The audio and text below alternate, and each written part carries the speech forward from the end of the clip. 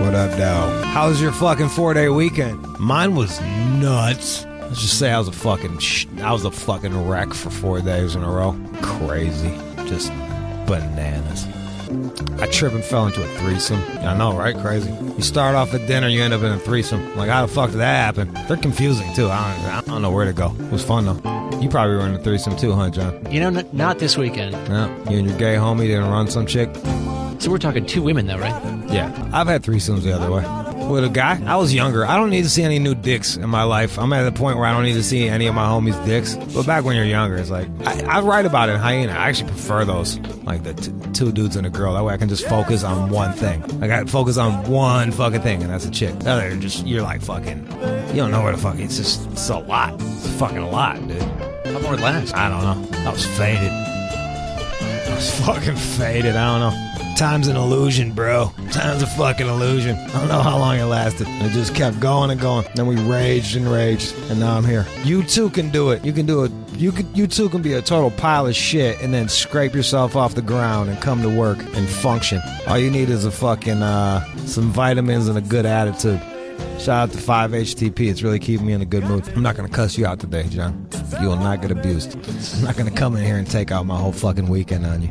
What's up, Keem? We got a good show today. Fucking Daz Dillinger. Justin Hunt. I've been on the air for 14 years damn near. Never got to talk to Daz. Corrupt, yes. He's my guy too. Never Daz. Justin hooked that shit up. Hater, love it, maybe. Got the news. Fergie butchered the fucking anthem. We're gonna break that one down John Madden style. Tell you everything I hate about it. Whatever. I'm not beating up on Fergie. She could buy and sell me like 12 times. Speaking of someone else that can buy and sell me like 12 times.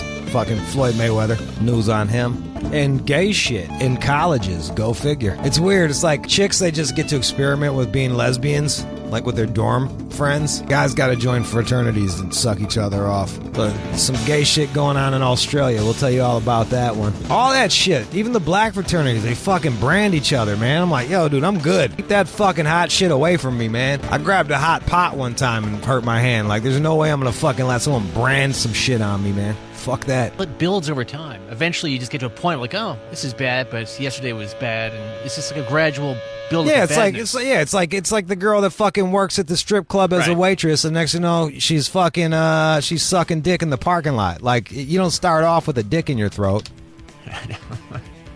Next thing you know, you're fucking dudes for money. Like, it's a gradual thing. It's life, bro. It's fucking life. Here, I like that shit. Makes me feel spacey. It's like you're in a spaceship with Judy. Come on a ride. You can follow my Instagram at One More Jude. I've stepped away from Snapchat. We're broken up. It's just too much fucking time. My Twitter's Rude_Jude. The show's Twitter is at All Out Show. We are looking for someone that's an expert on the Denver airports. DM us at All Out Show if you are an expert on the Denver airport. Is there any other crowdsourced shit I need to get, or is that we'll just stick with the Denver airport conspiracy shit for now? Having a hell of a time. And don't fucking hit me up to tell me to get a Jesse Ventura. We've figured that one out. I know you guys are like trying to be helpful, but it is annoying when someone like hits me up with some obvious shit. Oh, you're selling a book? You should go on the Tonight Show. Okay, sure thing. I'll do that tomorrow. Have you thought about being Oprah's book club? Yeah, I have. They don't want me. You should go on Joe Rogan. No shit. Thanks, thank you, genius. But if you do know anything about the fucking Denver airport conspiracy and you are well-read and an expert, I want to talk to you because that shit is fascinating to me. At All Out Show and everything. Just slide into those DMs. All right, let's play some music. When we come back, it'll be fucking Justin Hunt. Is Daz here? Look at that. Fucking Daz is here. Justin's here. Oh, we got a show for you today. Back coming out of the long weekend with a bad at 1-2 punch. All Out Show, let's get it. You are checking out the All Out Show with Rude Jude on demand. And now here's the breakdown with Justin Hunt. Justin, man, you did it again. Every day, man. Every day we level up. This one is a big one. It's a big one. We got Daz Dillinger in this bitch. What's up, y'all? I'm glad to be here. Bro, yeah, it's like I'm talking to a fucking... It's not like I'm talking to a fucking legend. Yeah. In the game. For sure. Let me just run down for people so they can really understand. We was just talking about All Eyes on Me dropped last week. Yeah, was it 20 years ago or something? 22 years ago. Yeah. I mean, I pre-made it 2 years ago, but before the 20. No shit. And you were That's inside. You produced the fuck out of that one. Yeah, the first 7 songs on there plus one at the end. I was the first producer to come in contact with Tupac when he got off the plane, because we all had to meet at the restaurant that we went to, the little mafia restaurant. Well, that must have been a meeting of the minds. Yeah, it was good. That's where I was only ordering lobster salads. No chicken salad. I want lobster salad. Just balling the fuck out. And a bottle of Cristal. What the fuck did Pac order? He was a steak. He was on that steak shit? They had a big old porterhouse. It was super big. I told him, burn mine, because it came back real small. Keeping the stereotypes alive. Like, extra well done. Yep, and then we went to the studio, and then the first song we did was Ambitious of a Rider. Did you already have the beat ready for that? I had the beat ready already. I had it on ADATs.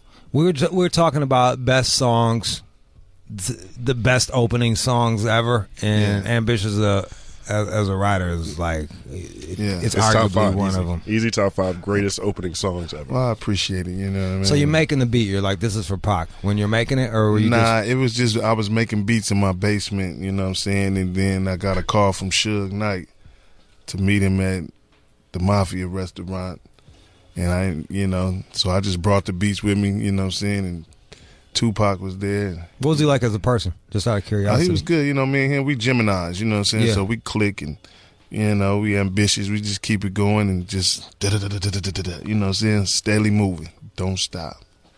So, How long did it take him to write that fucking song? Because that, like... When I went to go smoke a blunt, came outside and do something, he was done.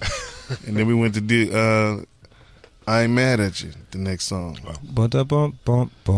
Yep, and then I had met the man. That's the El DeBarge. That's the El DeBarge sample, right? Yeah. Mm-hmm. So, shout out to them. Your music, you just must be digging in crates like a motherfucker. Oh yeah, we got musicians in our family. We all play and really, you know what I'm saying. And piano, my daughter played excellent. Always, and hey, just keep the music going, man. The money don't stop. What's the sample on Ambitious as a Rider? The sample that I got, which is a format, which is Pee Wee Herman. That one? I never noticed that. I never would have guessed that shit. Boom, boom, boom, boom, boom, boom, boom, boom, boom, boom, boom. That's crazy. I never would have guessed that shit in a fucking million years. Yeah. It's crazy. It's a brand new dance. Yo, forgive my ignorance. What came out? Did Dog Pound come out before or after that one? Dog Pound came out first. We were supposed to go on tour. Then Tupac came, so we dumped the tour and started working on his album. That's why we never went on tour. You guys never toured at all? On the Dog Pound album, it just came out like 95 or October. Wow. And Tupac got out 95, almost at the end of the year. So we started working on him. I'm the producer, so I really couldn't go out. That went platinum. Dog Pound went platinum 3 times. Yeah. Do you think that hurt your sales not going on tour? I mean, as we look at it now, as far as records, yeah, but we could have did more. That record was huge. Dog Food. Yeah, that was a huge record. That was a motherfucker. Yeah, that was. Tell me about that New York shit. You know what I'm saying? We went out to New York. You know what I'm saying? We gave it up for New York in the song. Yeah, and they took it the wrong way. Because it wasn't because you guys were stepping on buildings or no shit? That was after the fact. Okay. Before we made the song, we was giving it up for him because the hook was made by Melly Mel. Yeah. You know what I'm saying? So we just took that. So we thought we was, we always thinking, you know what I'm saying? So we did that and they took it the wrong way and they started, was shooting and all kind of stuff. And then when all that happened, the video directed it to another direction. And then you're like, well, fuck it then. And Tupac got into it and, Biggie was on the radio. He was telling everybody, go down there and represent, blast, shoot, do it all. You know what I'm saying? And that's when all hell broke loose. As a Midwesterner, I felt like the West Coast won that shit. Yeah. I mean, There was like there was like Who Shot Ya, Capone Noriega, and then the other There was another really good song that was out, too. I looked at Noriega and Capone video when they first... I was laughing at it, though. You know, it's funny. Yeah. I know it wasn't me. You know what I mean? But, you guys and everyone's good now, but right? we good now. I just talked to Capone the other day online, you know what I'm saying? Me and him gonna get together and put a project together. I talk to Nori all the time, you know what I'm saying? Everybody that we was feuding with back in the days, we all good friends. Well, you guys are fucking grown-ups now. It's like... Yeah, and we have to realize, man, we was fighting somebody else's battle. How long did it take to realize that? That's a really good point. I mean, you know, we realize it, but it takes time for everybody else to realize. You got to calm everybody else down from it. You know, if you go somewhere and somebody act a fool, they're not going to say his name. They're going to say, Jude. Yeah. Yeah. Threw that bottle of wine over here. How are you and Corrupt? You guys good? Oh, yeah, we was just rocking at my release party the other day. You know what I'm saying? We always doing shows. We got shows coming up. Daz Mataz's. That's a new one. And you do know that. Did you do all the beats on this one? Yep, did everything. Oh, you got yours already. Yeah, I got one. Huh? You know, I'm gonna keep it going. You know, can we give some of these away? Yeah. 888-742-3345. If you got, and they pressed up by Daz Dillinger personally. You know, so this is you're getting. Yeah, you're not fucking dealing with anything. I mean, I'm self-proclaimed. You did manufacture the shirts and you know all my merchandise, everything. You know what I'm saying? I'm glad that Best Buy and Target and everybody stopped selling CDs because that gives the artists a little bit more leverage to make money and to own and distribute their own product. And I guess the people that are the true fans of you, they want the physical copy. Yeah, because you can't hold no digital copy. No, you can't. Yeah. No. How long do you expect that to last, though? Like, I feel like digital. Look, my grandma's on Facebook now, so I feel like everybody gonna end up on Spotify, right? Not me. Like, you don't think so? I'm not on Spotify still. I ain't paid for the subscription. No. Only thing I probably paid for was the Apple because I'm on the Apple Beats. Either way, same thing. As an artist, for me, like I want to give whatever can give the most. Like back in the day, I'll steal the fuck. I probably stole y'all shit. I stole the fuck out of. I'm not gonna even lie. With Sam Goody in the warehouse, there, I was in there stealing cassette tapes. Yeah. I would break the case. Yeah.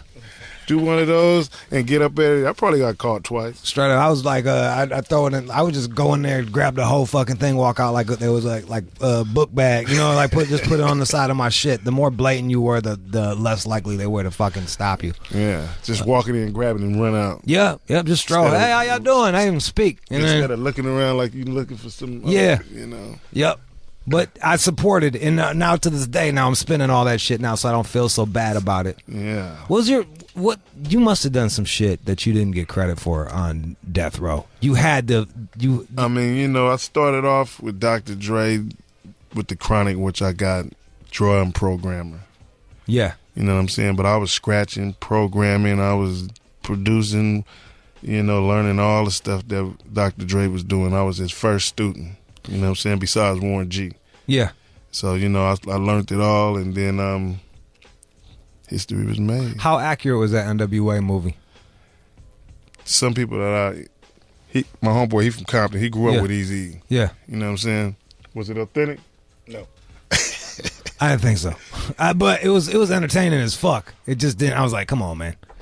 Snoop just walked in and there's like decided to make that song right off the bat. I was like, I don't know, dude. Yeah, I was there when they made that, but it wasn't. And like Eazy didn't know that he was getting all the money. Like how did you don't understand the books like that? Like I mean, fictional sales nowadays. Yeah, I'm trying to get my movie. I can't never get my movie out because there's so many people just stealing the ideas and you know what I'm saying. And this person, Craig and Cal, and you know all these other people. So that's why I just did the cousin thing, you know what I'm saying? I got a series I'm putting together with my son and my cousin, Julian.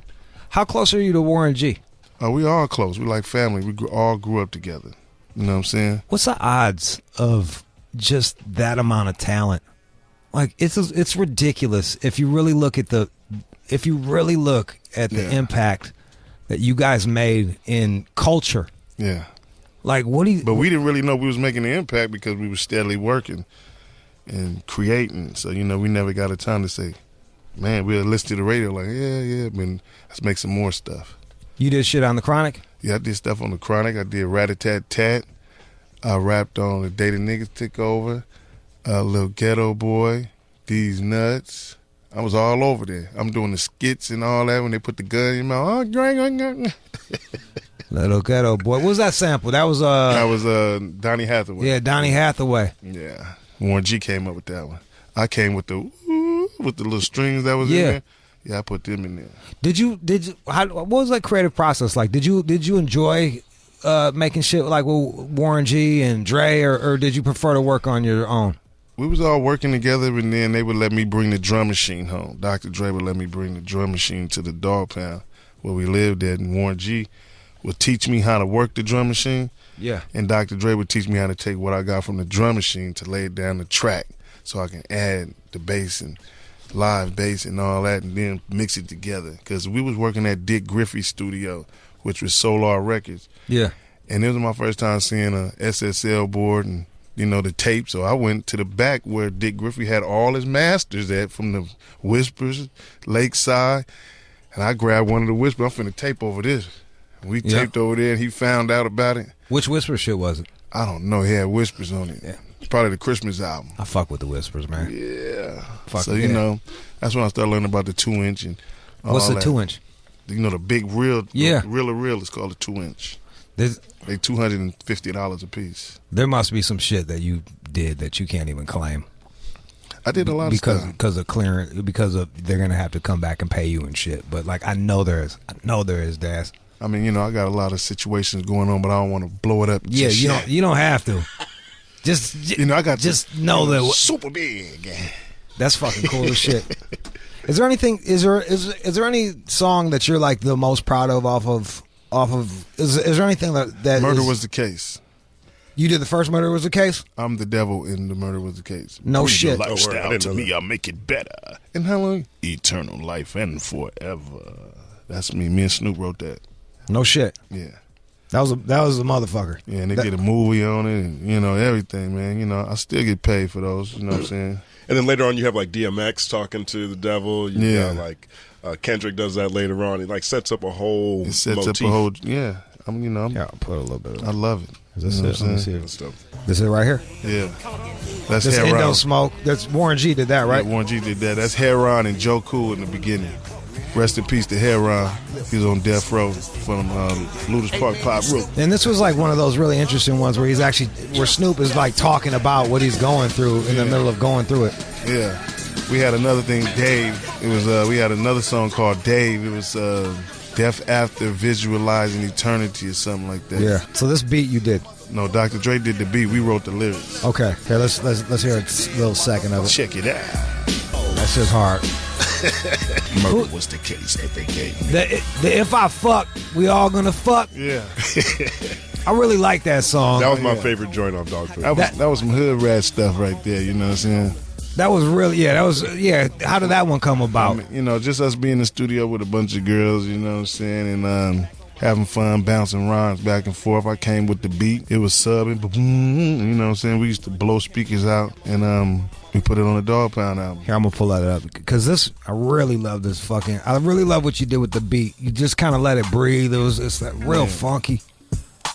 Then I switched it up.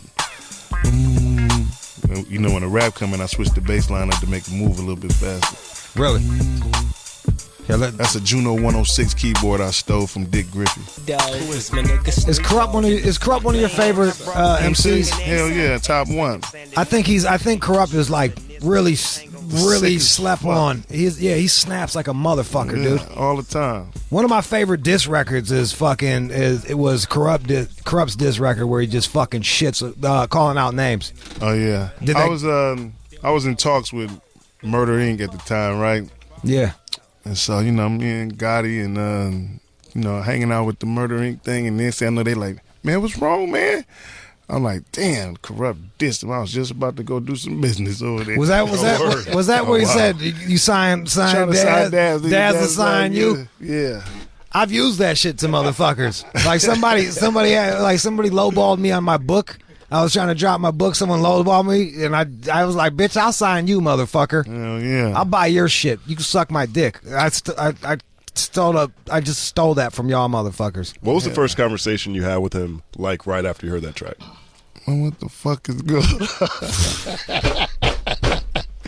It's like, He come like, on, man. Fuck them and da-da-da-da. So, hey, we rob at the program. Yeah, so suddenly, that's that. We'll make the money somewhere else. It's like selling dope. You're going to sell it here, sell it somewhere else. It's going to get sold. Yeah. It's going to get sold. If you're just tuning in, we got Daz Dillinger, fucking legend of the game. You can follow him at DAZ. Big Chew in the house. DILLINGER on Twitter. You're not on Instagram and all this shit. Yeah, I'm like on Instagram. Everything is Daz Dillinger. There you go. I cornered the market. I got a quick question I've had for years. What's actually, up? The 1995 Source Awards. Right, that was the first Source. Everyone always go to the second. You can never find the first Source Awards. I found a little clip on there. What happened on the first Source Awards? Where I was like, I had it on here. It was on. It was on there. Where I was like, if you got the best dope, it's gonna sell. Right. Yeah. And you know what I'm saying. And I just went up there and was like, fuck all y'all. At the time, and I said, fuck everybody in the building. And I'm looking for that footage because when we went up there to accept the award for Dr. Dre and Snoop, it was me, Rage, Nate Dogg, and everybody was booing. Why did you feel that way? Because everybody was booing and we was coming through there and they was looking like, and it was really heated up. Like this was hip hop's like. It was unimaginable, you know what I'm saying? Like the vibe, like walking into a motherfucking arena full of hyenas and that type of shit. You know what I'm saying? You got the Wu-Tang over here, you got Brooklyn over here, you got it's all New York, $150 type shit. Yeah. You know what I'm saying? Yeah. And in that one, you also had Outkast. They won Best New Artist. Yeah, and they was up there representing. And they got booed. Do you think that... But we always sticking together. We was from the West and the South. West and the South, we always... And Midwest, we always... we cousins. Well, the thing is fucking... the biggest... the Source, all that shit is out of fucking New York. So they're biased. And I remember just as a Michigan dude, like I'd be like, yo, that Big Mike record is way more than fucking 3 mics or some shit. Like I always felt like they were shitting on MCs. Big Mike from 3-2. Yeah. And like I always felt like they shit on MCs that weren't from fucking New York and would give extra mics to fucking MCs that were from New York. So I couldn't imagine what that would be like as a fucking artist. Yeah, like when we went to the tunnel too, me and Corrupt. Yeah. After a show, and it was everybody out there, from Mr. Elliott to everybody was out there. Ja Rule to Diamond, all of them, Corrupt was just ripping them. I had my money out. And Corrupt's a Philly dude originally. So what's that like? That must be tough. Like raised in Philly, learning the MC style, and then come to the West Coast to get the attitude and the you know what I mean, and to add both of them together. You know what I mean? That's a cold assassin. Did you do any work on? Any of Corrupt solo shit too? Yeah, I did it. I did Fresh. I did 2 songs on the first album, and then on the second one, I produced. And executive produced on that one, Streets is a Mother, and then we collaborated with Fred Wreck on Space Boogies. Yeah, that was that's all classic. And then we did shit. a slew of DPG albums and Dog Pound albums. Just working. You know what I'm saying? This shit don't stop. Did you do anything? Did you do Your Girlfriend? Yeah, I did. The Girlfriend on Corrupt, and then I did The Girlfriend on mine. I did 2 versions of it. Here's my favorite verse, one of my favorite verses ever. And this was a Corrupt like verse. Goofy. This is it right here. Right here. Shut the fuck up, bitch. Eat a dick, bitch. Eat a bowl of shit, bitch. I love that. Munch on a mouth full of balls in the halls and malls. Shout out to Corrupt. Shut the fuck up, bitch, and work the job. Take a pill, bitch. Chill, bitch. That must be awesome, man. You're over here making these awesome beats and then just people snapping on them like a motherfucker. Yeah, I just getting back into making the beats now because, a lot of producers is out right now, so it's like it waters down your wealth as far as, people want beats and saying, no, I can get this, but I make more money producing and put my own records out. You know what I'm saying? What was it like for your writing process, rapping alongside fucking Corrupt? I mean, be me, but keep it lyrical. Yeah. You know what I'm saying? We would all give each other pointers, because we're a unit in the team, you know what I'm saying? But just keeping up, being you. He say something fly, well, we gonna say something fly too on Did you ever have to like go back, be like, here? Did you ever hear one of his verses and be like, all right, hold on a second. Sometimes. All the time. Let me go handle this shit. Let me all go the fucking time. handle You this know shit. what I mean? But he would hear my verse and go in there and rewrite his verse. Yeah. It would go back and forth. You know what I'm Steel saying? sharpens steel. Yeah. And that's why we still here today. We one of the coldest groups on stage. Really? Now, you can have anybody else that go out there and perform. Yeah. But when me and Corrupt go out there and perform, the level is all the way up because we involve the crowd. Especially when Ain't No Fun come on, Yeah. the whole crowd sings Nate Dogg part. It's the fucking truth. You know what I'm saying? And, It's fun. You got feminists singing and like that I song. said before, we can do at least 20 hours on stage if we want. I did an hour and a half the other day by myself. And then Corrupt walks in the building and I redo everything all over and we back on stage for another hour. You know what I mean? That's crazy. And I know all my lyrics because I get paid for them. You know what I mean? What do you mean you get paid? Like, Publishing. Oh. If you're getting paid off of this song right here, you're going to remember the lyrics. Straight the fuck up. Straight up. For real. So you were able to not get fucked out of shit for being with Death Row? Because that's like that's the rumor that like fucking everyone. Domestically, it's a lot of shit going on, but internationally, they couldn't, you know what I mean? They and ASCAP, and that was just Suge Knight and Alan Grunblack from E1. You know what I mean? They did a lot of maneuvering and paperwork, and that's why E1 changed their name from Koch. They was doing so much dirt. No shit. Yeah. Is that awkward, man? Like having to work with some motherfuckers that are like, damn, dude, you really got me. I mean, they didn't actually get us yet because we still going to court for it, so we're going to see them in court. You know what I'm saying? I think I'm going to sue them for the $100 million. You know what I mean? Yeah. And all the rights back, so we coming for you. Does you it Does it strengthen your case or weaken it with Suge being in? I mean, it strengthens everything because everybody telling on everybody right now. Yeah. You know what I mean? Suge Knight telling them, Reggie Wright, everybody just telling about how we did this and this and the police involved. Hey, it's all good. And you're for just me. kind of sitting I'm back. gonna soak it all up, Yeah. write it all down. You know what I mean? It's all evidence. You know what I mean? So all dirty stuff was going on in the business, and everybody's telling on themselves. So let's get this. You have the law enforcement involved in record business. You know what I mean? So How so? How are they involved? the police. Yeah. They was in the business. Suge No Knight, shit. You know what I mean? Everybody was stealing from me. You know what I mean? So, you know, hey, Unsolved come out. When that come out? I don't.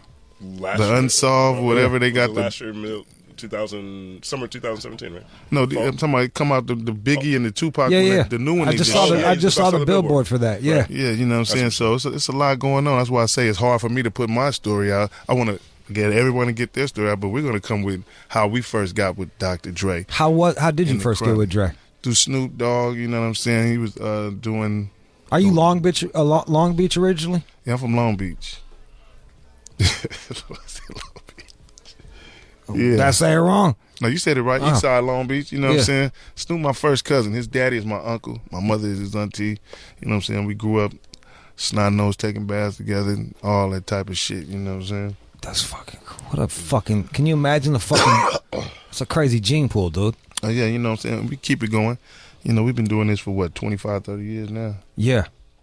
Yeah, like a I motherfucker. started off DJing. I'm a DJ first, you know what I'm saying? Warren G's got a documentary coming out soon, too. It's tight. I love it. Were you a part of that? Were you interviewed? Yeah, I interviewed for a little bit, you know what I'm saying? But I gave him but I got my story, too, you know what I'm saying? Mine's a little bit more gangster. Yeah. So you got to wait a certain amount of time before you can...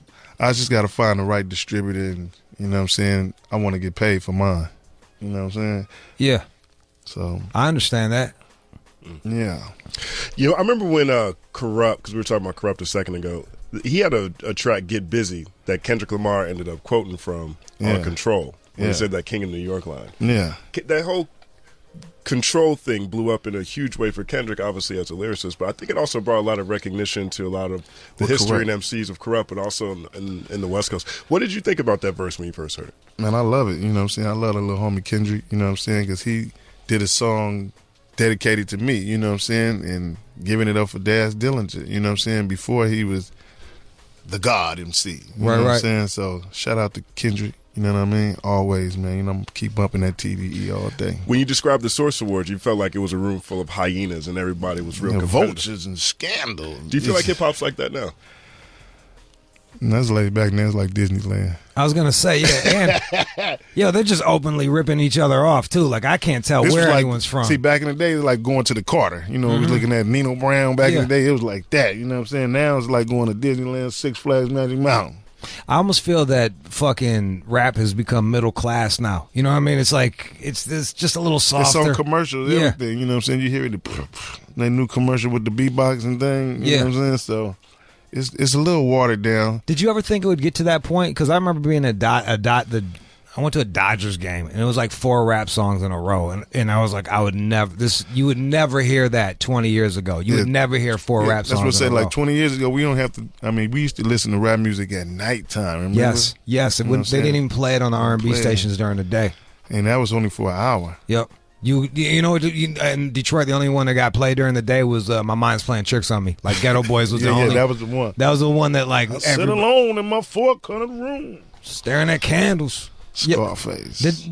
Do you have a certain, because you are from the West Coast and you kind of didn't get the love you felt that you guys deserved from the East Coast, do you have an affinity for down south rappers, Bay Area rappers, all shit the like time, that? man? I'm a producer, so I connect with everyone. You know, I lived everywhere too, from Brighton, Lansing, Michigan. You know what I'm saying? From Miami, Florida. I stayed on the East Coast a little bit. You know what I'm saying? I stayed all over. You was in Lansing? Yeah, my mother stayed out there. Magic Johnson and Malcolm X and you. Yeah, and I stayed out there in Brighton. My mother got a house in Brighton, but it was too cold out there, though. Trust I used to go out there and visit her. I've had to go back. When we know when the weed run out, it's time to go. I used to wash windows out there. You had to put the blue shit in the bucket, or else it'd freeze to the fucking the water would freeze to the fucking glass. This dude put a hot water on his window and just busted the whole window. I'm like, man, what is? I know, just. Daz Dillinger, y'all. Did you do We Can Freak It?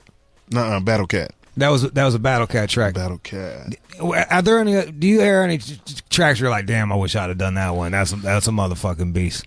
Not really. Nah. You know what I mean? But I like the tracks that I hear, you know what I'm saying? It inspired me, but I go in there and make my own funk. Yeah. It's just it's just the sounds that you have. Back in the days, you know, now they got sounds on drives and stuff. Yeah. Kicks and snares. We have to make ours back in the days.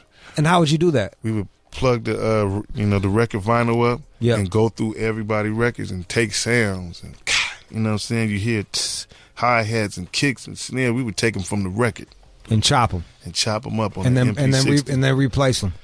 Yeah, and make them filter and tight them out, you know what I'm saying? I just saw a documentary on the 808. How much did we had an 808 machine rolling. Did you use that as well? Yeah, we took it from Dr. Dre. Everything Dr. Dre had, we had. Because we was living at his house, you know what I'm saying? Everything, you know what I'm saying? When Dr. Dre was going through that period where he was talking about detox and we hadn't seen it yet, then he puts out the Compton soundtrack. Yeah. Since then, he seemed to be a lot more active, involved in putting out different things. You look at Anderson .Paak, you look at, the But they're not all signed to Dr. Dre, though. He just put them out, you know what I'm saying? But in terms of Dr. Dre, it seems like he's more active from a distance. Does it seem that way as his first student? Yeah, Dre active, you know what I'm saying? He's going to continue to thrive into the music. You know, he's working on something now, I heard, you know. What's the number? What would you say the number one thing you learned from Dre was? Quality. You know what I'm saying? Not quantity. You know, as far as like making it clear, making it bang. That's why when you hear this Dazzmatazz album, it bangs. You know, it's mixed right. You know what I'm saying? And making it sound good, mastered and mixed. You know what I'm saying? The quality of it is every time a song come on, it's boom. You know what I'm saying? Dude, I haven't heard any of it yet. You just gave it to me. Did you feel like you needed to change your sound to fit with the time? Are you doing like any the robot voice shit, or what was that shit, the vocoder shit? Or I ain't did none of that. You ain't do none of that. I was checking with my homeboy and I said, man, that's fucked up how they got T-Pain out the game. Everybody doing that shit now. Ain't that something? You know what I'm saying? He can't even. I don't even hear him on the radio no more, hardly. No, they did Ja Rule the same way. They clown on him for making the singy song shit, and then everybody else jumped on and fucking made millions off of it. That's crazy, man. So I just keep my sound because I know like anybody that's on death row, they can't reproduce that sound. I made that sound. So when you hear this album, it fits right in with that Death Row sound. Was it as wild? Like, was There was a lot of ass whooping going on at Death Row. Did they dangle Vanilla Ice? I wasn't there. Okay. But it seems like it because he told it. Yeah. That would have been a bummer. He's been remixing that. Vanilla Ice has been showing up saying, I wasn't actually dangled. I mean, that's where we got the money to to do Death Row from Vanilla Ice. You know, no shit. Shit, Ice Baby just went 50-something million platinum. Right. And Suge Knight had the money. We First left this ones. Griffey studio and we was recording at Larrabee. Right. No shit. You know what I'm saying? So the money was there. Who knew that Vanilla Ice, all that shit that Vanilla Ice got, he helped fucking fund some of the best classics ever. I actually like Ice no Ice Baby return too. on his money. No, I fuck with Ice Ice Baby. I like that song. I love that fucking sound. That boom no no no no no. Fucking yeah, I like that shit. Yeah, but Chocolate wrote that song though. For real. Yeah, the homie Chocolate, he didn't get no credit for it. That's when Suge Knight stepped in. That's how that happened. Yeah, that's how I stepped in. Well, that's why that was the only fucking Vanilla Ice song I ever liked. I didn't like any of the other shit. Yeah, I that's only the only liked that one he one. wrote. Well, that makes sense all of a sudden. Yeah, First #1 song in hip hop. First #1 album. for real. That shit was yeah. And then you go on to build fucking Death Row, which is it was the same deal with fucking Bad Boy. It was Craig Mack, Flavor in Your Ear was the one that fucking that's what kicked it off. And then the guy disappears. What a kick in the ass that is. Didn't want to pay him probably. I don't know, but Biggie, it really helped Biggie out. I'll tell you that much. Yeah, rest in peace to the B.I.G. Straight the fuck up. Dazzmatazz. I feel. Do we have this? Do we have it on? Can we play something from here? I got about 12 or 15 videos online right now. I just shot within a whole week. So you're shooting videos for the CD. Every song, every song on there. So you spreading it out. You figured it out. That's like how you get it now. Yeah. Like you got to do the fucking video. You got to do the video, the visual. So that's when I was like, I never really shot videos, but now I'm mostly definitely shooting every chance that I get. You know what I'm saying? We have the title track right here available if you want to play it. Shit, like shout out to D Nice. You know what I'm saying? D Nice did some shit with you. And I redid. Boom. Yes, you know what I'm saying. I talked to him on. My name is D-Nice. Online. You know what I'm saying, on Instagram. You know what I'm saying, and I wanted him on there, but he like I don't do it no more. You know, I gave him that respect. Yeah, man, I just love your music, man. You know what I'm saying, and I redid it over. Shout out to the Turtles too, because that's where the sample came from. That was the Turtles. Yeah. No shit. Mm-hmm. That was Who the fuck knew? I got the Turtles at the crib on vinyl. I didn't even know. Yeah, for real. Damn, dog. Who are some of your favorite MCs? Before we jump off into that, my first ring is the God MC Rakim. That's. Then it's the God MC Big Daddy Kane. What was that like when the first time you heard Paid in Full? We were selling dope. So that must have just fucking hit home there. We were selling dope. I was young, you know what I'm saying? All my cousins and everybody was selling. They would just give me the rock shake. I would rock that shit back up and sell it. The big style come through with the big sack. Right here. Why do you think that Christianity isn't as embraced? Like, if someone's like a Christian rapper, like, they're thought of as corny, but like Muslim and 5%er rappers tend to do a lot better in hip hop. It incites you with knowledge that's going on in the community. You know what I'm saying? Yeah. And what's being affected towards us as a people. You know what I'm saying? It don't matter if you're black, white, Filipino. Is all like right now. What everybody going against now? Trump. Yeah. So you know what I'm saying? We all don't agree with what he does. You know what I'm saying? So we have to enlighten the people and let them know what's going on. And I think Christianity itself takes the person away from the world. Like, you have to be all about the Bible and the Word and the lessons. Right. So when you listen to a lot of Christian rappers, a lot of times they're rapping about the Bible. It doesn't even connect in the same way. Yeah, it's not. Yeah. It's crazy. Like, once you know and you start listening, you're hearing that shit and all these different fucking you know, like woo, all that shit. You hear it. Poor Righteous Teachers and you know what I'm saying. All the rappers back then, you know, who was kicking that 5% Nation. You know what I'm saying? The knowledge itself. You know what I'm saying? Christianity, in a sense, is the exact opposite of knowledge itself. Yeah. It's like knowledge of the Bible. Yeah, every day, you know what I'm saying? Knowledge of Jesus. Rock This Funky Joint was that jam. That was Slipping Into Darkness sample. Mm-hmm. Fucking killed that shit. Yeah. I've been King's son, you know what I mean? I've been doing a lot of drugs and listening to that War album, fucking from front to back, going on walks. That shit is fucking epic, Daz. I'm not even bullshitting you. Just hit play and go for a walk, listen to that shit. Real, oh my god, dude, yeah, it's the shit. I love it. Let's jump off into the lead single. We have Daz right here, ready to rock. Daz Dillinger, legend in the fucking game, man. It's so good to have you come by here, It's man. appreciative to be here, man. You know, I've been hearing you all the time. I've been looking at XM. You hear me? Straight up. When you was young, giving it to him. Yeah. I'm old now. I'm like, I try to, like, I was telling you that I like to avoid conflicts now, man. Like, I'm just like, man. You just keeping it real. Did you like that? Fuck nah. I still don't like half that shit. I know. Yeah, I've had a couple phone calls where they're like, "Hey, man, why don't you chill that shit out, buddy? We're friends with this guy." I'm like, "Oh, okay, my bad." Check it out right here. Turns out to be a good song. I changed my mind.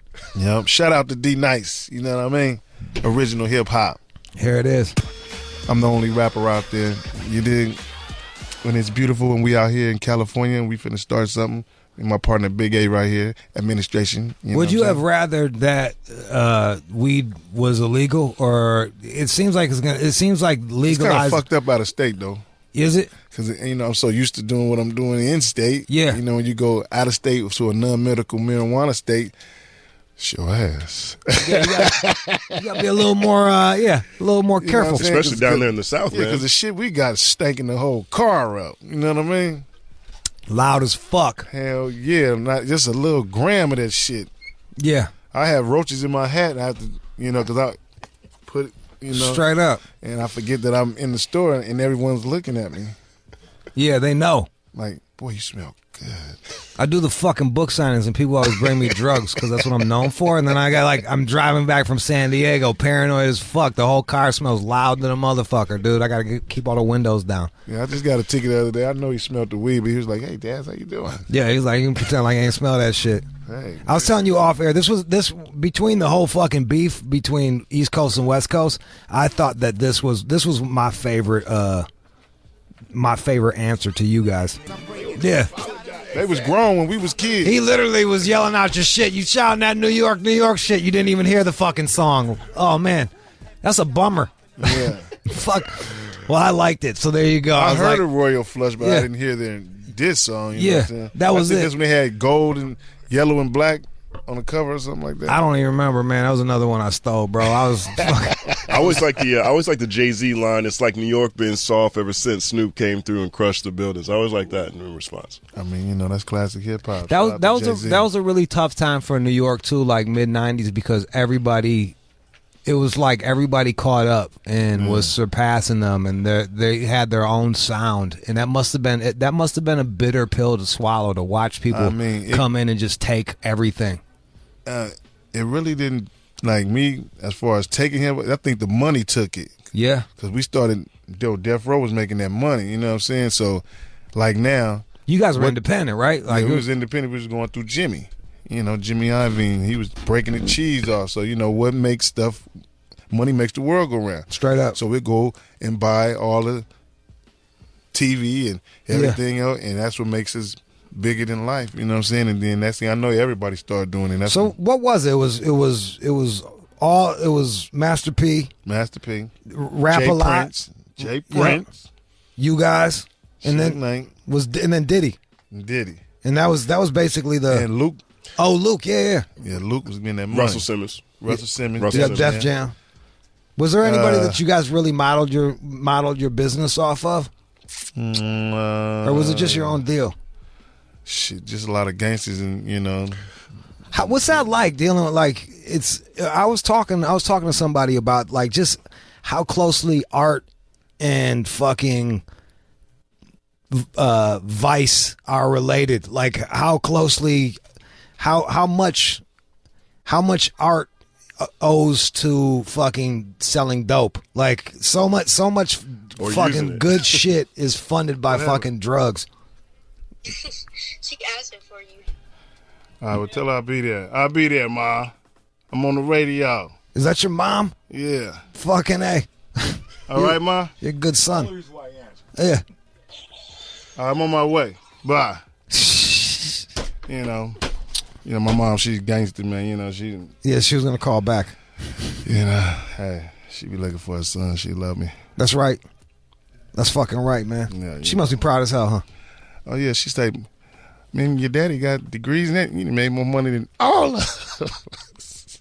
No shit. So you know what I'm saying? It's just about being wise. You know what I'm saying? My mother, she was a school teacher. What was that like? How did that help you coming from a family that was educated? You know, my dad got a lot of degrees, you know what I'm saying? And just being strict with the books and, you know, I went to church a lot. You know, my mom, she's an evangelist, you know, so I went to church a lot, you know what I'm saying? So it's just all in me, you know what I'm saying? A good, bad person. Yeah. Yeah. It's like you're fucking up, but you know when you're, at least you have the self-awareness to know when you're fucking up, basically. Yeah. You know, that ass whooping. Let's go to the phone lines. 888-742-3345. 888-742-3345. We got another track up here too, Jude, just so you know. Yeah, we'll finish up with it. Let's go to Chris in Tampa. Chris. Yo, what's going on, man? How y'all doing? Oh, we doing good, man. What's up? Yeah, man. Yo, y'all bring up a lot of like when you talk about the source, that shit right there really bothered me because I'm originally from Boston. Yeah. And people like Benzino being the CEO for a little bit kind of fucked up that whole. What about Dave Mays, man? Yeah. Yeah, like it seemed like Benzino was punking Dave Mays, huh? I think he was. Yeah, Eminem killed him though. He like when Eminem went at him, he like, literally killed Boston altogether. Because like ever since then, like everybody's persona. You use that Jay-Z line with that one. I like that group too. That he was. I like that. I like that one song Benzino dropped from back in the day. C-No, what was the name of him? Fucking Murder Squad. Or wait, wait. Made Men. Made Men. Yeah, we did a song with Made Men. That blunts, guns, shit, whatever. That shit was hot. Yeah. But yo, your boy Jude, your boy Eminem Jude, body him. And I also want to say one thing too, yo, Jude, you've been my man since that Jenny Jones show, man. You used to rash on them chicks. Thank you. They used to come back. You used to yo, get the fuck out of here. Yo, they used to dress me up in fucked up outfits just to piss me off, and I would take it out on the strippers. I hated when they put me in the devil outfit. You know, I got pink undertones. I look ridiculous. Like I can't do this shit. All right, I'm gonna put you on hold. We'll get you in the house, baby. Daz Dillinger, Daz Mataz, Mel Dog. What up, man? Man, what's happening, man? This Go ahead. Dog, stop 6 seconds. What's up? All I gotta say is, Daz, you carried the shit out of us in Okinawa, Japan, man. Them niggas was playing nothing but the East Coast, no disrespect. But when we got there in '96, them niggas weren't playing no shit like that, man. Yeah. And it was hard for us to go to the club, so you got us into a lot of fucking shit, man, because all we wanted to hear was the motherfucking East Coast shit was riding, and we was like, fuck that shit. We want some down south. We want some motherfucking dog pound in this bitch. And that's where I got my mail dog from. Them niggas naming that shit out the dog pound. So much love. Jude, you're a motherfucking fool. You my nigga forever. So right. I love you, man. I got all your shit too, man. Thanks. Yeah. We're gonna put you on hold. So you can get the new CD, Daz Dillinger, Daz Mataz. It's out. You can get it. It's on everything. A limited edition. These is only 1,000 I pressed up. That's it. Get a CD nowhere else. Autograph copy. Daz Dillinger. And their autograph. And you do know that. Fucking, what's that, a Bentley in front? Yeah, you know what I'm saying? That's dope. I got the Bentley of Chevys. It's a Volt. So I mean, you know, I drive the Bentley like a bucket, man, you know. Fucking hey, man. Jarrell.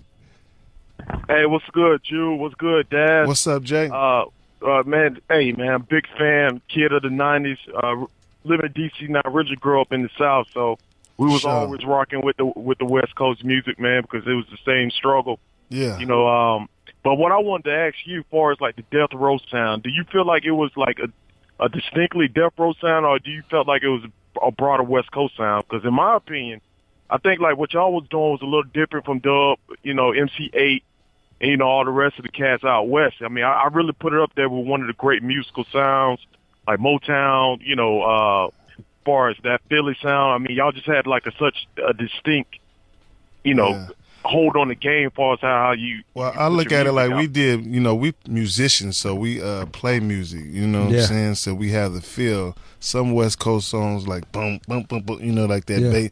You know what I'm saying? Picking at it, and we play it. You know what I'm saying? And What do you think? What do you think of this? And I don't like. I felt that MC Breed ain't no future in your front. Rest in peace. I felt that he really. That was like one of the biggest sounds where it was where him and DOC was hanging together. Is that so? He would. I swear he would be. We'll be right there, waking up in the morning, wishing for a bag of weed. Yeah. And here come Breed in a van hunking, right out our window, and we like, damn, he drove all the way from Flint. Hell yeah. So, you know what I'm saying? He had that sound too, you know what I mean? So we was all hanging together. We would all do songs with Breed that probably never came out. We ain't never heard the songs. You just mentioned DLC. We haven't even touched on him. Yeah, shout out to the doc. How I don't think that he gets the credit he deserves as far as just being one of the, to me that's his first album is a fucking classic. Yeah, is classic. And the writing that he did for NWA, what was that like working with him? Well, when I first got, on death row, and we was at the apartment, the dog pound where we lived at, I had to go in there and rap for DOC, which he took me in the room with me and him by himself, and I had to go in there and rap to see if I was able to stand in the presence of greatness. Get the fuck. Was that nerve-wracking for you? Man, I didn't know. I just went in there and did what I did, and hey, we here 25 years later, Fucking awesome. Shout out to the DOC, man. He was our teacher, our mentor. You know what I'm saying? We come with the rhymes. He would come and say, add a little bit this, you know what I'm saying? And, just taught us everything. You know what I'm saying? We used to go to his house and, when he got evicted and all other type of stuff, and we would find checks for $19,000. 7,000, you know what I mean? Yeah. Check stubs and stuff that he's written out. We like, damn, you have some money. Straight up. And that was like some motherfucking money. That ain't 17 grand now either. That's 17 grand then. Yeah. And we was like, damn, was we gonna get there? I used to be I just passed by Whitley or Sunset in Whitley. Yeah. We used to hang at that phone right there. I used to just be talking on the phone to my mom, and I'd be looking at cars like, damn, I might get that Lexus or something. You know what I'm saying? And I went by where we used to live at. What was your first big purchase? My a house. No shit. Yeah, I bought a house in Silver Lake off of Benton Way. See, that's what I'm talking about. A piece of dirt house with 300,000. Yeah. You know what I'm saying? And I built the yard, the stairs, the everything. That's what I like to do, construction. You know what I'm saying? I got a construction company called DPG Constructions out there with my cousin Jeff in Atlanta. So fucking smart. You I would have bought, what I would have bought? I would have bought a boat or something dumb like that goes down in price. You bought a fucking house that goes up in price. Yeah. And I didn't even know, I just bought it because, I like to pay for my stuff. Everything that I got ain't leased or nothing. Everything's paid for. It's yours. I don't never have to pay rent ever again. My house is paid for. You still got it over there? It's sold. You must have made a killing too. I stay in the ATL now in a super big, humongous house that I bought for $70,000. You know what I mean? Paid for it.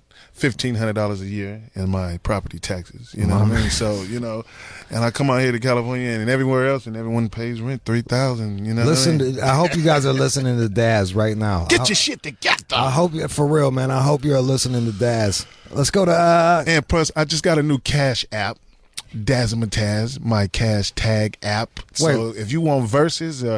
I call them Thou Wow verses, which I help all independent artists who can't get a, well, I would do a verse for you for $1,000, but I have to use the song as well to promote it and for one of my projects. So shout out to everybody out there who want a verse. Hit me up, you know what I'm saying, at Daz Dillinger on Instagram, and the Cash Tag app is Dazamataz. Send that 1,000, and I'll do that verse for you, and we're going to both use the song. That's not bad at all. You get to be on the Daz project.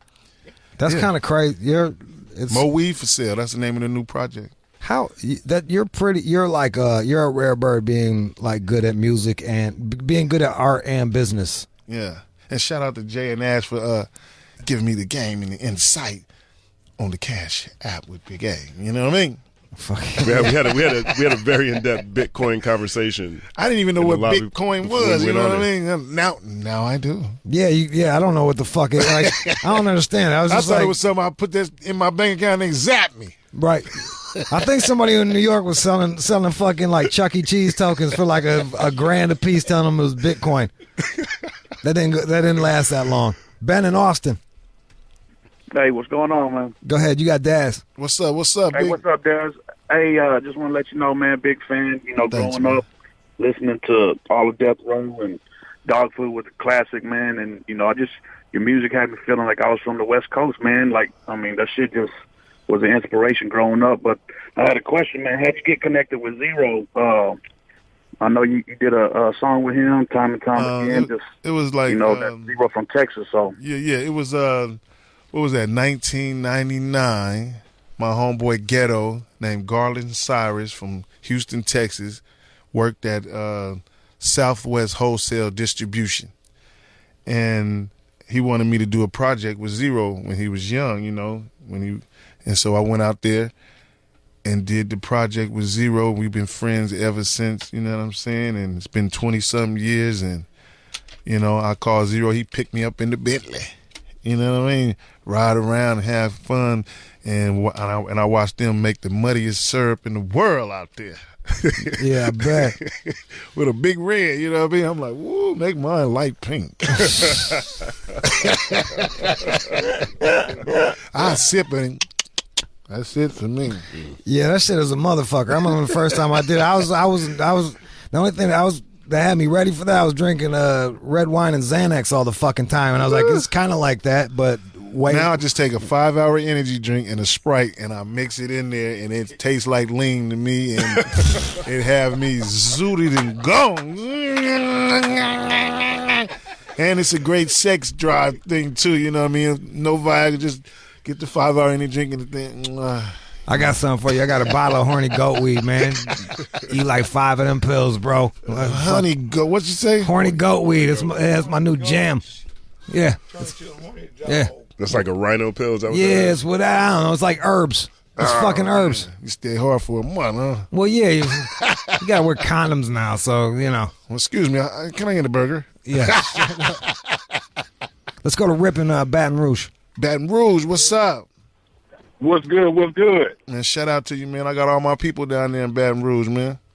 Man, I know what time it is, man. I've been following you guys on IG, so I know y'all close around the Mississippi, somewhere by there. You know it, man. Hey, look, real quick, Daz, man, I'm one of your hugest fans, bro. Y'all shit, Death Row shit was like a soundtrack to my young life, man, running wild, and it was just fucking crazy, awesome-ass music you guys made.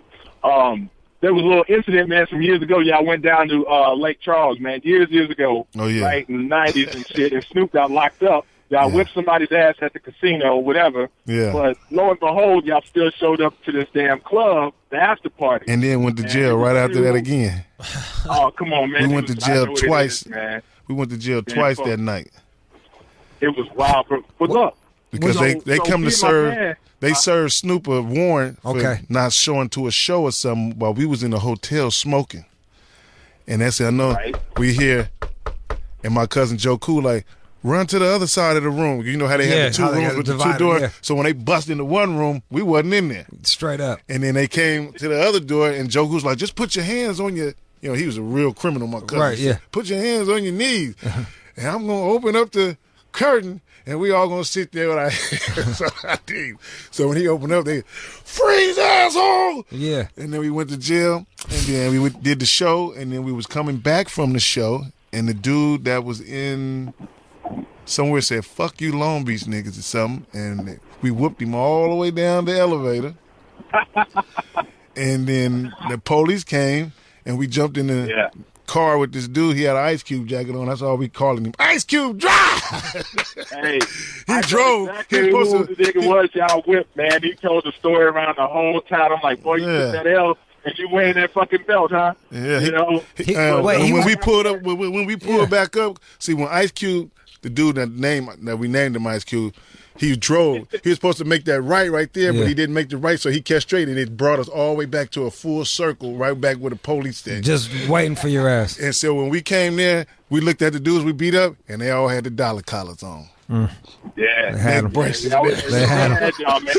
And look, rest in peace to the boy Nate, dog. But me and my man was in there, right? And he was in his head saying, man, my boy got some flow and shit. And he pissed Nate off. Nate was about to, like, backhand slap his ass. And I was like, oh, he cool, you know. But it was just, you know, a little short story. I hear you on the radio, but like I said, man, y'all shit. Man, that's a classic part in hip-hop right there. Look, I love that the guy got beat up by you guys and is bragging about this shit. That's fucking. I think he got a little money too at the same time. Yeah, you know, the Death Row was shooting that money out and hushing people up quick. You know what I mean? That's fucking awesome. That's fucking great. Yo, Daz, it was really good.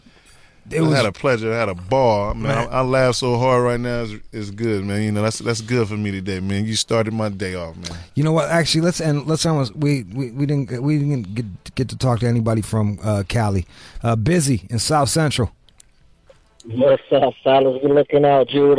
Give me that last spot, man. There you go. What's up? Hey, what's up, Daz? How you feel? Hey, that nigga Daz. You feel me? Oh yeah, you That's know what it. you gotta call you, that nigga Daz. All my West Coast, everybody from California call me that. Hey, I'm from South Central Los Angeles, man. You straight raised me. You feel me? Yes, sir.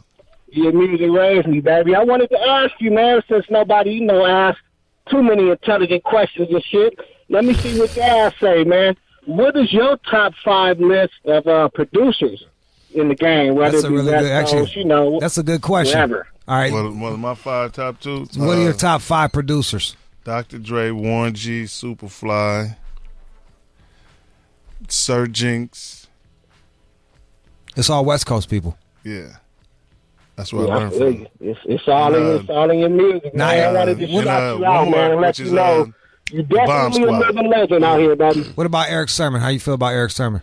I liked the Eric Sermon music, but it was like a portion of our music too. You know what I'm saying? Yeah. Funk. Well, I thought, actually, like that fucking Strictly Business was. Yeah. I felt that was another fucking. I bumped at that one. You know what I'm saying? But as far as like coming with that shit, you know what I'm saying? Like that was. Hey, and I was learning from these guys, so I knew. But I like everybody's music. Everyone has different styles and different other things. What about rapper producers? Rapper producers. I'll throw out some. Wait. Large Professor.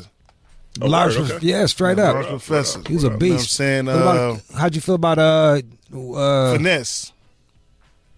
He produced, didn't he? Mm. Yes. Finesse. I know all of them. You know what I'm saying? Even Slick Rick. I didn't know Slick Rick produced his whole album. What about Pimp C? Most definitely Chad. You know what I mean? What about Q-Tip? How'd you feel about Q-Tip? I love Q-Tip. I love his production. You know what I'm saying? Everybody was using SP1200s back then too. Yeah. Because you can hear it. SP1200 is a drum machine? Yeah. Okay.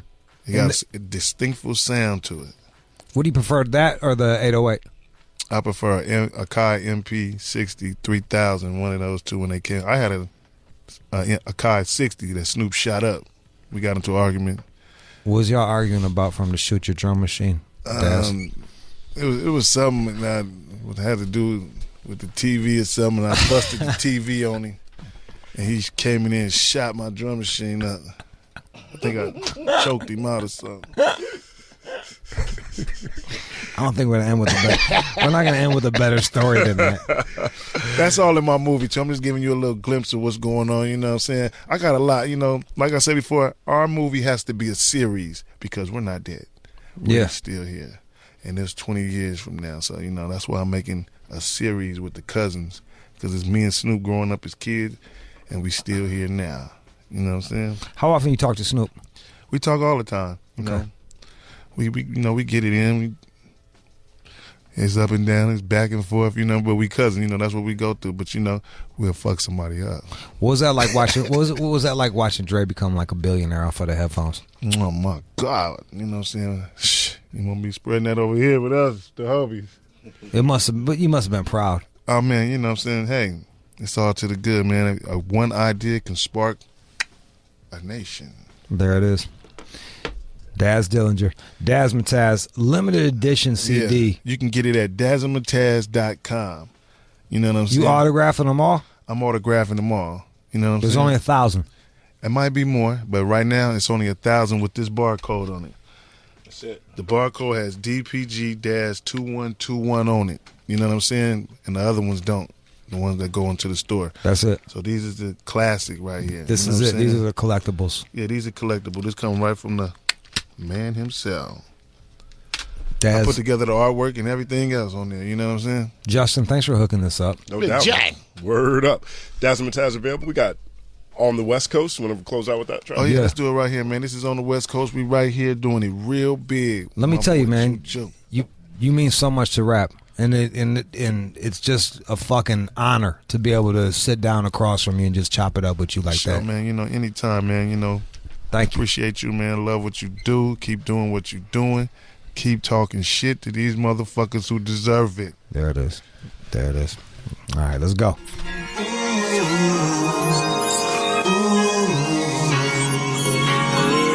That's how we do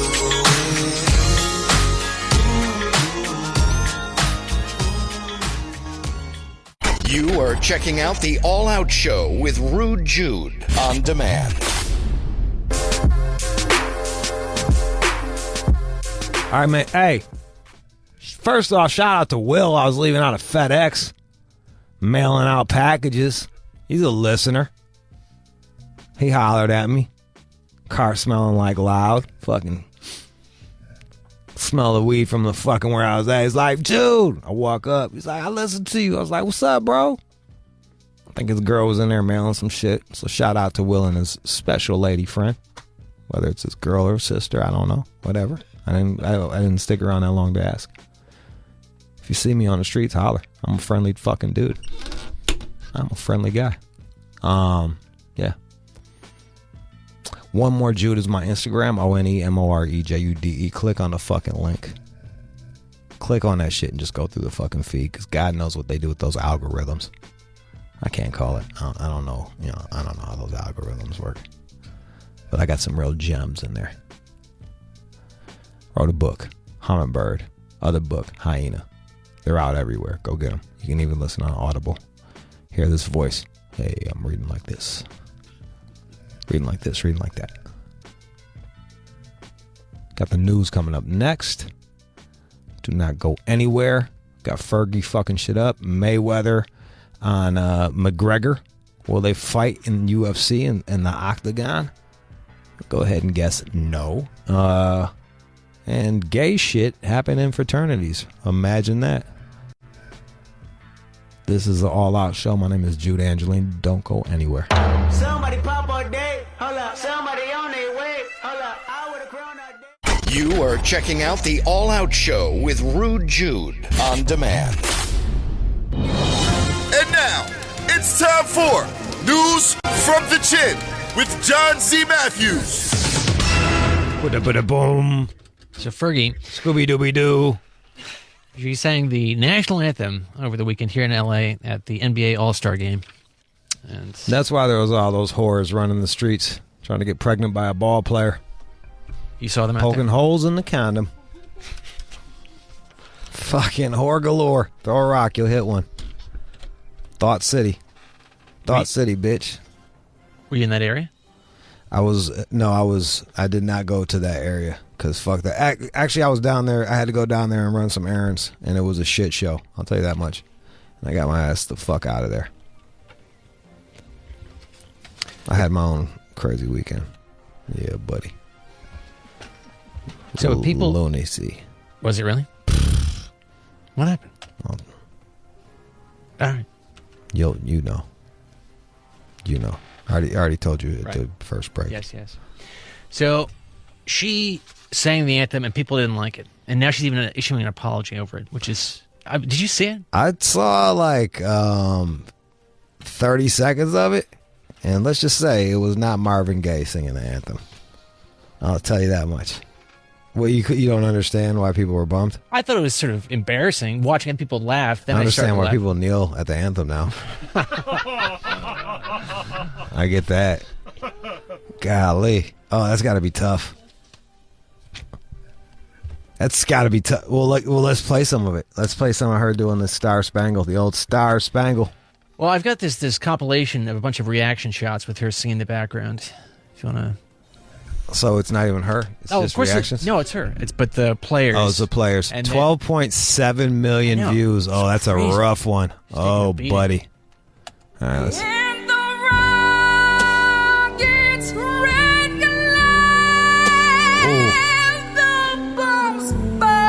Hit pause. That background music is not doing her any favors. No. It's slow. It sounds like slowed down polka, like that ranchero music, that drug dealer music. What's that drug dealer? The Mexican drug dealer music with the fucking boom, da boom, da boom. All right, let's keep going. Oh, buddy, look at Steph Curry laughing. Oh, buddy. That our flag was still there. Oh. I don't know. Shit. Well, I mean, compared to some other shit, though. Yeah, like compared to Roseanne Barr, it's not that bad, but like this woman is a professional singer. First off, fuck the musical arrangement. That was fucking just boom, da boom, da boom, da boom, da. The fuck is the name of that music? That cartel shit. Go back. That's all. That's the only. That's you didn't pull the whole fucking song. Yeah, I've got the whole thing. Well, then give me the whole fucking song. All right, here we go. Guess what, John? No one can see players' reactions on the radio. Here we go. You fucking genius. Singer, songwriter. Oh, singer, songwriter. Fergie. Look at her. She walked out like she was about to do some shit. Oh, say, nope. Can you see by the dawn's early light? She sounded like a bootleg Amy Winehouse, which is like a bootleg Billie Holiday. At the twilight's last. Oh no! Oh, this is bad, dude. Hit pause. That's the first. They're not even done with the first verse. She literally started fucking up 2 words into the song. If people didn't tell me this was terrible, I would say it sounds like all these people trying to bring heart to it. I'm wrong. The arrangement is awful. Let's just start with the fucking background is fucking absolutely awful. Boom, de boom, de boom, de boom, de. And then she's trying to do like jazz vocal. She's trying to jazz vocal that shit. And like, here, guess what? It's hard to be a jazz vocalist. Like that shit is hard. Like fucking Lena Horne is hard. Billie Holiday is hard. Ella Fitzgerald is fucking hard. Amy Winehouse is fucking hard. You sing for the Black Eyed Peas, you get retarded in here. Like that's your job. You're getting retarded. Stay in your lane. Give me more, dude. Stripes and bright stars through the perilous fight. Oh, the affectations. O'er the ramparts we watched were so gallantly brave. Oh, buddy. And the rockets red glare, the bombs bursting. Hit pause. You know what, dog? I'm just not feeling it. I feel like Randy. You know what, dog? I'm just not feeling it. I'm just not feeling it, dog. I'm just not feeling it. Picture me being like a fat black guy that's with bad makeup that makes me look purple. You know what, dog? I'm just not feeling it. Well, she must have practiced it, right? And then people were around, they didn't That's say... what happens when you don't got no real friends. No one's there to tell you like, hey, man, just sing this one straight. Let's get... And then you know... It's a 1 minute long song. You know what I mean? Like why like this whole stretching shit out, doing runs and stuff. I blame Tina Marie. So yeah, Tina Marie had everybody doing runs. All right, keep going.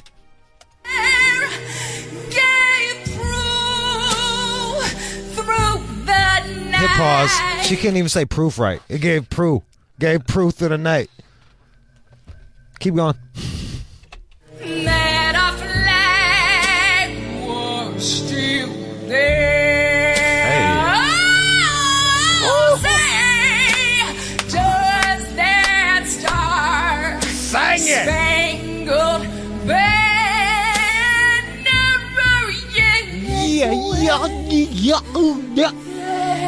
Oh no, dude. You a millionaire. No one's. People are just clapping to get her done. For the land of the free.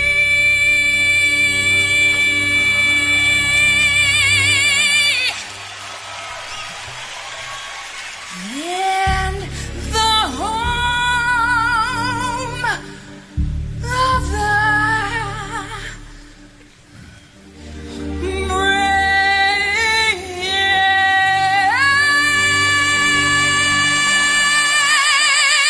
Oh my God. Let's play some basketball! Even when she yelled, it was annoying. Yeah, dog. Yeah, I'm really not feeling it, dog. Just a little pitchy for me. But now she's apologizing. I wouldn't apologize. I'd be like, hey, look, man, I tried my best. Fucked up. Sorry for the polka in the background. Sorry for trying to mix jazz vocals with polka music. My bad. At least she didn't, like, blame the monitor or anything like that. You know what I mean? Like, she owned it. Yeah, she's saying, I wanted to try something special for the NBA. I'm a risk taker. You did take a risk.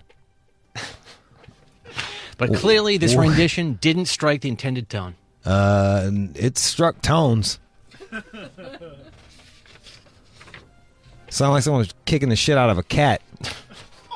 Fucking gut stomping an alley cat to fucking bandero music. Or whatever the fuck it's called.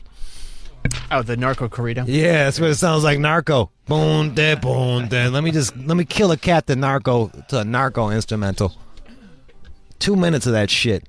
Shaquille O'Neal, he said. Oh, say, can you see? Like, I'm done in 30 seconds if you just let me breeze through that shit. Yeah, but there's no drama. They really milk it. Yeah, that was yeah. Sometimes drama's bad, man. That was dramatically a pile of shit. Who won the game? I don't even know. Who won the game? Team LeBron. LeBron squad won. It's not even East anymore. It's just Team LeBron. Yeah, they draft now. It was LeBron and Steph were the team captains, and they drafted their own team. Oh, for real? Mm-hmm. Damn. Huh. That's interesting. Yeah. I would let coaches draft, but... They wanted to make it dramatic. Did he pick all of his own friends? Was Wade on there and shit? Did he pick? No, Wade wasn't part of it. That would have been... Yeah, okay. He did pick Kyrie, though. Picked Kevin Durant. Damn, son. He picked Durant. Who was Curry's first pick? I don't know, James Harden. So he didn't pick Durant? Well, LeBron got the first overall pick. Picked Durant. Well, no wonder you lose. You fucking pick Harden next? The no defense playing ass motherfucker that's not even that tall? Yep. That was a stupid move. Curry's like 5'7". What are you doing, man? Let's build the team around two tiny men that like to shoot the ball. All right, there you go. Bad decisions by everyone, all around. But I mean, do you hate that? I mean, you think? I mean, am I just completely off the mark that I don't think it's just dreck, or is it just? It was pretty bad, John. All right. It was and especially like for the All-Star game, it was pretty bad. Especially for like she's like she's a multi-platinum artist. And people already don't like her for some reason. Like, people already hate Fergie for some... I don't know what Fergie did. I don't know, like, if she shit on somebody's lawn. I don't know, like, what the fuck Fergie did, but people fucking just hate Fergie. So there was, like, one more bullet to shoot her with. I got no problem with Fergie, but, like, that was just bad. That was bad. It was just bad. I was just sad because she grew up where I grew up, so I was excited to see her, and then... Ugh. She's from the IE? From Hacienda Heights. Damn, son. She really repped y'all really well. Best thing out of Hacienda Heights. It's pathetic. That kill yourself shit right there, Chris. You better try harder, all right? That's all I'm saying. You don't want that to be the best thing coming out of Hacienda. I got to find a way somehow to outshine her. Motivation, bro. Motivation. Give me another fucking story. All right. At the game over the weekend, Floyd Mayweather, he was over there. At the Staples Center, and he was asked by the TMZ crew about Conor McGregor sort of shutting down this idea that they're going to face each other in the octagon. So Floyd Mayweather will get the fucking living shit kicked out of him in the octagon. He will not last 5 minutes in the octagon. He's a hell of a boxer. He is a fucking hell of a boxer. Despite all of the differences that Floyd and I have had, Like, hey, man, he's a great boxer.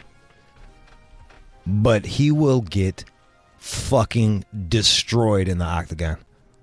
I'm picking 5 every time. And all that little hugging and clenching shit that he would try in boxing will get you put on your fucking neck. McGregor, but that's because McGregor's got no fucking... McGregor's got no stamina. You watch him in MMA fights against Diaz, or who was the brothers? It was the Diaz, forgot the brothers that he fought like 3 times, twice against the brother. He gassed in the fucking 4th round. He was like literally running away from the guy. That being said, Mayweather would get the fucking shit kicked out of him. You got someone that is an expert at one fucking thing going against at one martial art, which is boxing, going up against somebody that is an expert at like 5. I'm picking 5 every time. And all that little hugging and clenching shit that he would try in boxing will get you put on your fucking neck. There's no ref to let you just hold on to somebody. Like that little dodgy shit, snatched the fuck up, smashed on his fucking head. And he knows that, and I know that, everybody knows that. Anyone that's got half a brain knows that. Like, stay in your lane.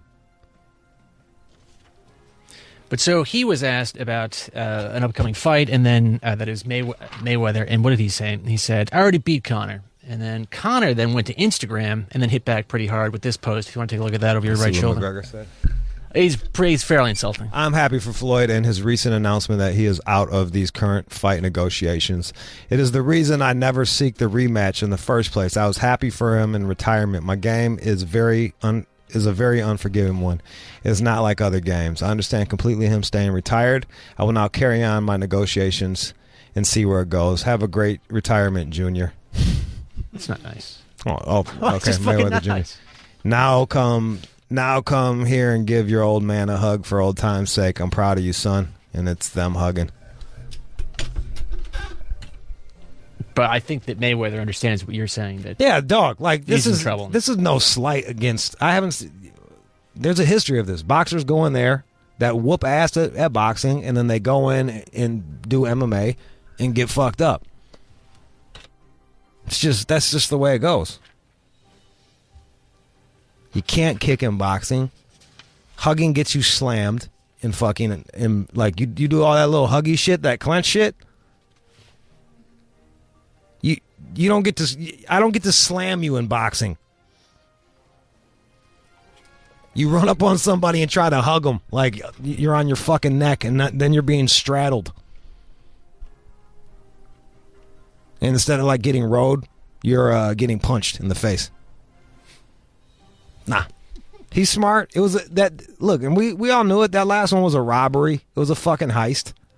He had no chance of fucking losing. There was a reason why he wore a fucking ski mask into the goddamn ring. We all knew it was a fucking heist. It was a spectacle. It was Jesse Owens versus a horse. They got their money's worth. I stole it, but I watched it. Yeah, right. Mayweather's not dumb. If you look at the way he's picked his opponents, the last fucking 8 opponents he's picked, they're either not ready to fight or they're on their way down. These are facts.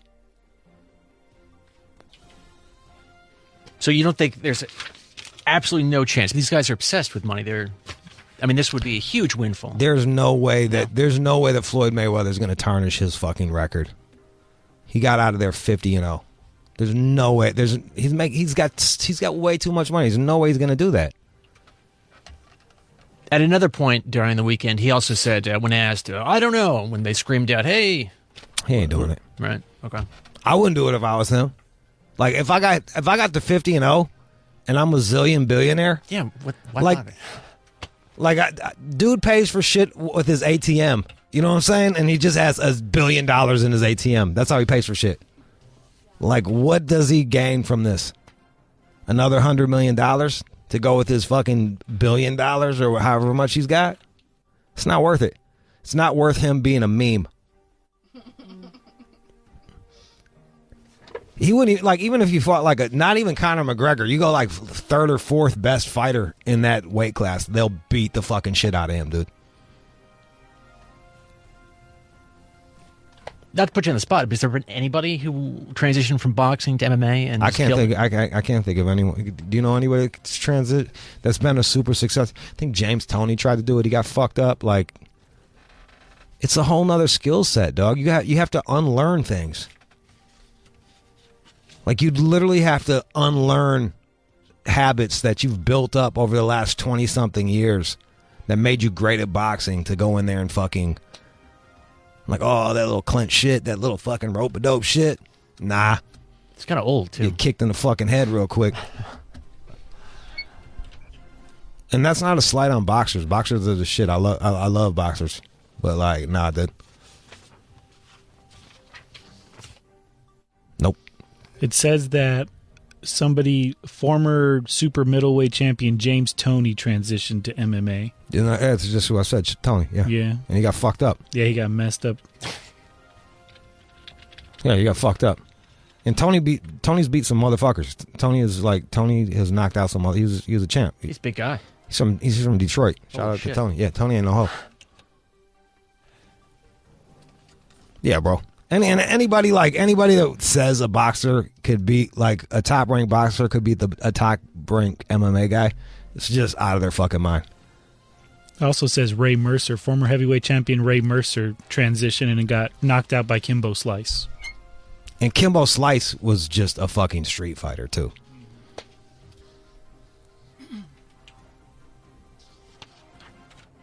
No. That's all I'm saying is no. He's a billionaire. He's a zillionaire. Floyd does not need to do that. Well, then, they will make him a fucking meme. Well, then why they'll have him planking? Like, it's not even fucking. Like, don't do it, bro. Yeah, but why was he even talking about it then? Just to see what the number would be? Or, I mean, it seems like they were in discussions to have this happen. But I don't know. Stay in the fucking news. I don't know. The guy's really. I don't know if you noticed this shit, but, like, Floyd Mayweather is a hell of a fucking promoter, man. He's a great businessman. He's read the art of war. We'll put it that way. Like, he's read the art of war. He understands. He doesn't put himself in situations where he's the underdog. He's a hell of a fucking businessman. And he knows how to stretch a buck. He knows how to get his money's worth. You can go back and listen to my thing. His 24/7s are way more interesting than his fights. Every time. I said that fucking 8 years ago, and I still stand by it. Give me something else. All right, so these kids down in Australia, they're gaining some attention over the University of Newcastle because they're hazing some other kids, and it's all pretty gay. All that hazing shit, man. All that hazing shit is fucking closet homos that come up with these ideas that so they can do gay shit and not feel like they're gay.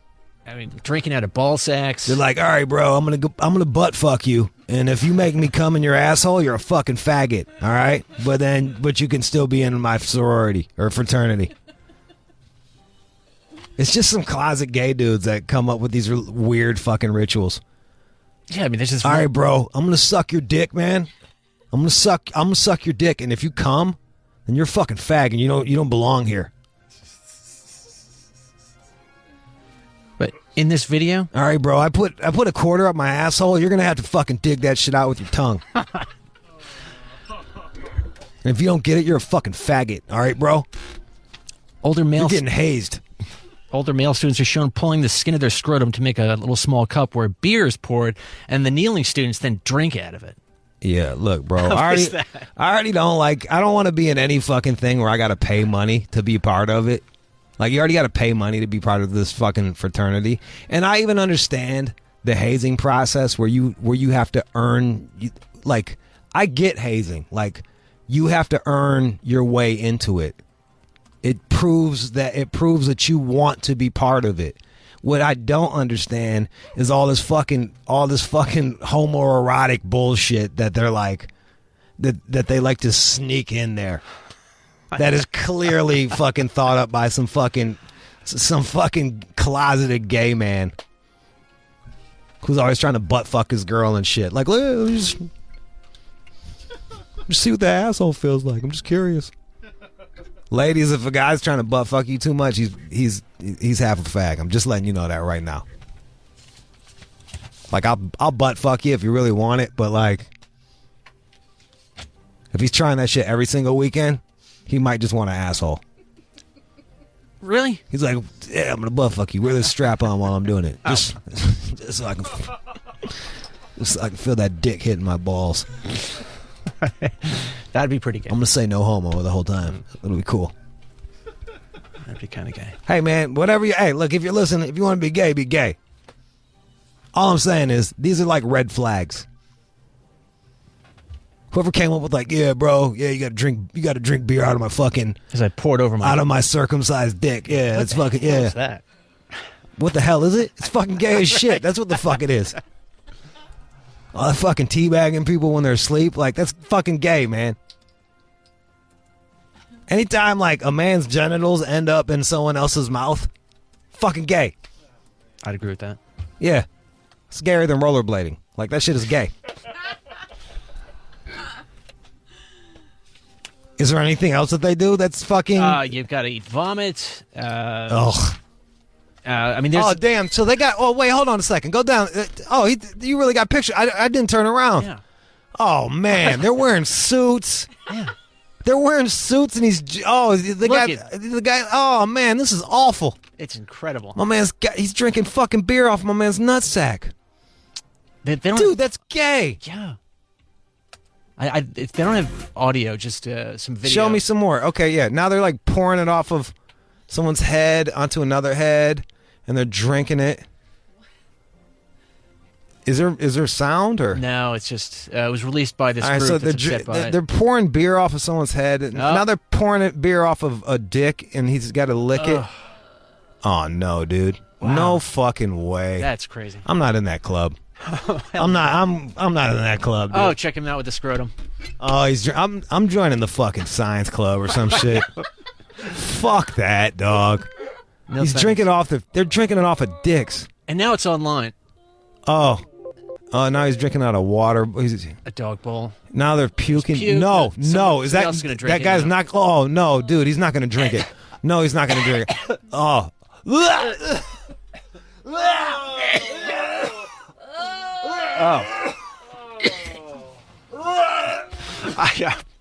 I'm actually gonna vomit.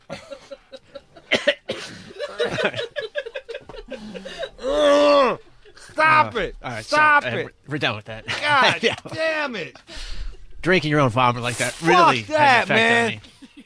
Fuck that! Oh God, I'm crying. Oh my God! Then they're gonna go date rape chicks later. Like this is like, what the fuck is going on? They're gonna go roofie broads. Fucking guys, Jesus Christ! University of Newcastle. I'm gonna fucking Earl, dude. It's kind of funny. Like I was more like the gay shit bummed me out less than the fucking drinking the puke. I know. Ooh. Oh my God! Yeah, gross. Fucking disgusting. Oh my fucking God, dude. I actually almost vomited there. Yeah, me too, man. My tummy hurts. My fucking tummy hurts, man. What are you doing? If you're a teenager and you're listening and they're trying to do that shit, like, guys, These people are not your friends. do whatever you want to do, but just know that was thought up by a closeted homosexual. That's all I'm saying. All right, bro, I'm gonna jerk you off, and if you come in less than 5 minutes, you're a fucking fag, and you don't get to be in our group. If you let me eat it, then maybe I'll think about it. Mm. Yeah, that's no. Nah, bro. Can't they just do like regular shit, like making people get really fucked up and then beating them up like a regular fucking fraternity? Like, That's pretty much what happened to me. yeah. What, you were in a fraternity or they just beat you up? A little bit. Yeah, I was in a fraternity. Unfortunately, I was You was in a fraternity? I was, yeah. What, lame-a-phi fag? Yes, you nailed it. Sigma-phi lame ass? I think there was some homoerotic shit going on, but Yeah, not I'm really. sure there was. Just a lot of yelling and push-ups and shit like that. Push-ups and people putting their dick on your chin. Take off those pants, that kind of thing. What, they were doing you like that, didn't John? They hashtag me too your ass. What did they do to you, bro? No, I mean, I don't remember anything that was really gay. You blocked it out. You blocked it out. You know, I don't know. Come on, give me one. What did they do? What was the worst thing? What was the worst thing where you're like, this is pretty borderline? Like, I'll tell you, like, for me, I remember, this is not the set, but, like, I remember doing, like, a bit a long time ago where I'm, like, fisting a broad, and I'm like, this is pornography. You know what I mean? Like, I was like, wow, this is a step too far. Like, what am I doing with my life? There's got to be, what was your moment in that hazing? I mean, just the constant fucking yelling and degrading behavior. I mean, there was nothing, like, overtly gay. I mean, I remember, you know, like, they would throw water on us, and, I don't know, maybe our shirts are probably off. So Were you guess, naked? I mean, partially naked, probably. But it was never like, hey, you know, put your dick in this or shit like that. G-A-Y. Lots of screaming. Lots of push-ups. What a waste of time that was. What was the name of your fraternity? They're fine men, but it's Chi-Phi. And I did it. I was playing lacrosse, but I also figured, okay, I could solve this whole virgin thing with the fraternity. And that was, you were like 18 during this? Yeah. It took you 8 more years. I know. Didn't close the deal in. Cost me a lot of money. You don't count getting butt fucked by a guy as losing your virginity? See, I should rethink that. That's the news, y'all. Yeah. You are checking out the All Out Show with Rude Jude on demand. This ain't what you want. This ain't what you want. We done. We're done with the show. Thank you to Justin Hunt, Daz Dillinger. Follow him. I don't know. What's Daz's shit? I don't even know if he's on fucking... @ Daz Dillinger on Twitter. And Cop Daz Mataz coming out on the 16th. Justin Hunt is the company man on everything. You can follow the show @ All Out Show. You can follow me @ One More Jude on Instagram. It's pretty good. My meme game's pretty fucking good. And Rude_Jude on Twitter. Tune in tomorrow for more All Out Show. What do we got for tomorrow? Oh, my man, Estevan Oreo. He will be in studio. Also, what would you do? He's a photographer that does the fucking famous fucking, like, if you've seen any, like, dope ass black and white fucking LA Cholo, like East LA fucking hood ass dope fucking picture, he probably took that shit. He takes the fucking ill pictures. You ever see the shit with the LA, like the hood chick with throwing up the LA with her fingers? I'm familiar. Iconic photo. He's got a brand new book out tomorrow, or he's got the brand new book is out, and he'll be in studio tomorrow. Friend of mine, friend of the show, love that guy. CeeLo Green. I don't know when he's coming, but he should be here soon enough. And I'm off Friday, so don't complain. Got to go to Santa Barbara. Let me get my relax on. All right, that was the show. Let's go.